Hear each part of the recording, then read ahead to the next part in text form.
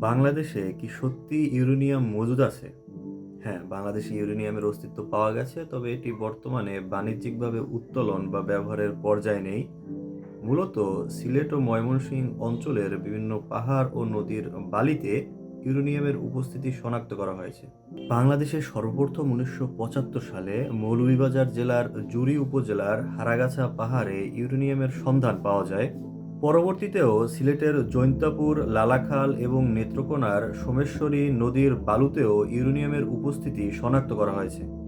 গবেষণায় দেখা গেছে বাংলাদেশের এই অঞ্চলগুলোতে প্রতি ১০ লক্ষ ভাগে ৫০০ থেকে ১৩০০ ভাগ ইউরেনিয়াম রয়েছে।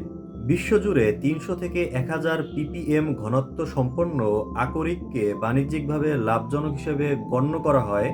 সেই হিসেবে বাংলাদেশের ইউরেনিয়ামের মান বেশ উন্নত।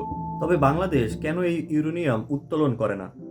ইউরেনিয়াম উত্তোলন অত্যন্ত ব্যয়বহুল একটি প্রক্রিয়া। এর জন্য যে ধরনের অত্যাধুনিক প্রযুক্তি এবং বিশেষায়িত খনির প্রয়োজন তা বর্তমানে বাংলাদেশের নেই। বাণিজ্যিকভাবে লাভজনক করতে হলে বিশাল অঙ্কের বিনিয়োগের প্রয়োজন, যা বাংলাদেশের মতো উন্নয়নশীল দেশের জন্য একটি বড় চ্যালেঞ্জ। That's 1 minute, see you tomorrow.